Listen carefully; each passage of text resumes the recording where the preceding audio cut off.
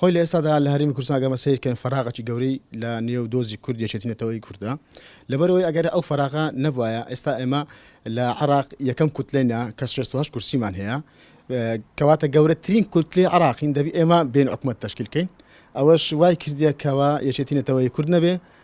خینەوە لە بۆ ئەو قوارە گەورەی کوردی نەبێتن خۆی ئاستانگانە هەمووی بەرژەوەندی شخصیە بەرژەوەندی حزبیە بۆ نمونە ئێمە ئەگەر تەماشا بکەین ئەگەر هاتوو ئەو یەکێتی دروست بکرێتن تورک پێ تێکەچی تورک پێ حاڵی پەرێشان دەبی لەو حاڵەتەی ئەمە بە خۆمان سەرۆکی هەرێمان لە سەردەمانێک سەکنی پاسێک بوو کە ئۆردۆگانی تێدا بوو دەنجی کوردی پێ کۆ دەکردەوە لە بەرامبەرەکەشی کورد کاندید بوو لەو پرۆسەیە بەڵام ئەمە چوین دەنگمان لە بۆ تورکۆ کردەوە خۆیەوە ئاستەکان ئیتر بەژەوەندی حزبی شخصیە سەبارەت بەو چەترێک کە لە ڕۆژاوا دروست بووە بەڕاستی من ڕۆژاوا شانازی پێ دەکەم ینی هەموو شتەکانمان لە ڕۆژاوا دروستە بێ ئێستاکە بۆ نمونە کانتۆنەکان بۆ نمونە تێکشکاندنی شەڕی داعش ئێستاکەش ئەو چەترێک کە ڕاگەیاندیە بەڕاستی پێویستە کورد هەموو شانازی پێوە بکاتن ئەگەر بەڵام بەداخەوە جگە لەوەی کە لە شانازیش پێوە ناکەن ئاسەنجی بۆ دروست دەکەن ئەوەش لەبەر بەرژەوەندەکانی خۆیانە ئەگەر ئێمە بین ئەو یەکێتێنێتەوەی کوردە هەبیتن کەواتە هەموو یەک دەنگ یەک ڕنگ بە یەک قوتی تەواو دەچینە بەردەم هەر لایەنەکی UNB بەغدابی هەر شوێنە بیتن دەتوانین داوای مافەکانی گەلی کوردمان بکەین ئێمە ئەگەر باسی کوردپەروەری و باسی نیشتیمانپەروەری باشی دروستکردنی دەوڵەتی کوردی دەکەین دەبابین باشە تورکیا کوردی تورکیا نییە کوردستانی باکوور کوردستانی ڕۆژاوا کوردستانی ڕۆژهەڵات یعنی ئەوانە پێویست ناکە سنوور هەبی چونکە هەمووی خاوەنی کوردستانە من ئەگەر هاتوو چوومە کوردستانی ڕۆژئاوا بەڕێپێدان چوومە کوردستانی ڕۆژهەڵات بەڕێپێدان چوومە کوردستانی باکوور بەڕێپێدان کەواتە خۆم هاتوومە کێشە لە بۆ تاکەچی کورد دروست دەکەم ئینتیمای کوردەکەی نایڵم ئەو کاتەی ڕێگەدرا هەر کوردەکانی هەر چوار پارچەی کوردستان بە ئازادی ژن خوازی بکەن ئەو کاتە دەڵێم دەتوانین دەوڵەتی کوردی دروست بکەین بەڵام ئەگەر بین ئاسەنجی دروست بکەین ئەوە ناتوانین من لێکوانێت تەنها نمونەیەکی بیرکاری باز دەکەم تاوەکو تەواو تێبگەین من ژمارەنەوەی دێنەوە بە نمونە 3 دەکانەوە 4 5 دەکانەوە 6 دەکانەوە گرنگ ئەنجامەکەی نوۆیە جا تۆ چۆن بە ئەنجامەکەی دەگەی بابیکردنەوەی من لەلایەن حزبەکەم حزبک بێ بابیکردنەوەی ڕۆژهەڵاتی بێ بابیکردنەوەی ڕۆژئاوایی بێ بابیکردنەوەی باکووری بێ گرنگ ئەوەیە بگەینە ژمارەنەوەی دابنین بەوەکو دەوڵەتی کوردی بەڵام ئەو کەسێک کە دێ ئاستەنگ دروست دەکا ئەوە لە بەرچاوی هەموو گەلی کوردستان دیارە چێ و چێنیە لە بیدایەتی شەڕی هەکاری و لە بیدایەتی قیادە موقەتە و لە بیدایەتی خەندەقی ڕۆژئاوا لە بیدایەتی بانگەشەکانی تورکیا لە وال دەبین لە قەندیل ئەو برا کوردانە لێوێن دەرێنا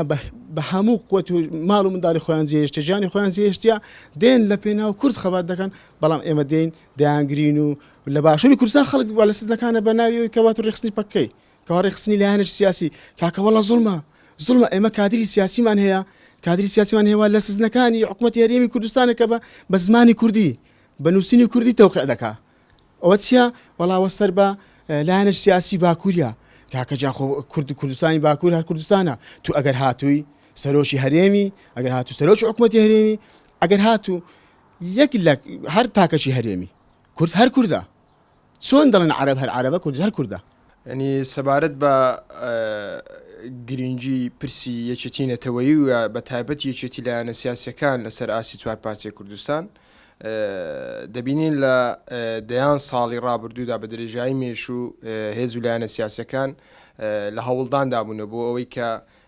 بەرەو یەکگوتاری سیاسی هەنگاو بنێن بەڵام ئەوەی کە دەبینین تا ئەوگەستە بە شێوەیەکی بەرچاو هێز و لایەنە سیاسیەکان لە سەرتاسەری کوردستان نەیانتوانیەوە ببنە خاوەن یەکگوتارێکی سربەخۆ لە بەرامبەر پرسە نەتەوەیی و نیشتیمانیەکان بۆیە بە گرنگترین شت بۆ بابڵێن بۆ پرسی کورد بۆ دۆزی گەلەکەمان لە هەر چوار پارچەی کوردستان هەنگاونانە بەرەو یەک ڕیزی نەتەوەیی و یەکگوتاریمان بەداخەوەم ئێمە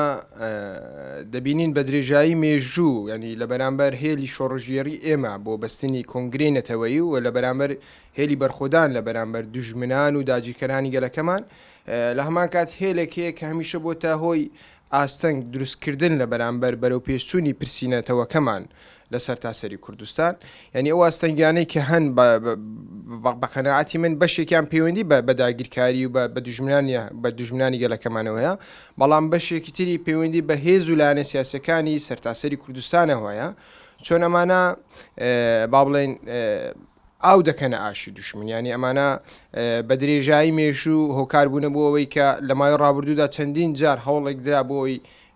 کۆنگرێنێتەوەی کوردستان کەنەکە لەسەر ئاستی تەواوی هێزولانە سیاسەکانی کوردستان ببەسرێتن بەڵام چەندین هێز بە دیاریکرایی بوونە ئاستەنگ و بربەست بۆ ئەوەی کە ئەم کۆنگرەیە سەرکەوتوو نەبێت وڵێ سەرەتا لێرەوە پیرۆزبایی دروستبوونی چەتری یەکێتی نیشتیمانی کورد لە ڕۆژاوای کوردستان پیرۆز دەکەم و بە هەنگاوێکی گرنگی دەبینم بە تایبەت لە دوای تێکشکاندنی تیرۆریستانی داحش لە ڕۆژاوای کوردستان و پاکردنەوەی زۆربەی جوگرافیای ڕۆژاوای کوردستان و بەشێکی سووریا لە دەستی چەتەکانی داعش ئەمە خۆی لە خۆیدا هەنگاوێکی گرنگە بۆ ئەوەی کورد لە ڕۆژاوای کوردستان خاوەنی یەک گوتاری سیاسی بێتن بۆ ئەوەی کە پرسی کورد لە ڕۆژاوای کوردستان هەم لەگەڵ سووریا و هەم لەگەڵ وڵاتانی تر وڵاتانی دراوسێ چارەسەر بکاتن بەڵام مەخابن ئێمە گەر سەیری باشووری کوردستان بکەین بە درێژایی 28 ساڵی ڕابردوو هێزولانە سیاسەکانی کوردستان نەیانتوانیوە ببنە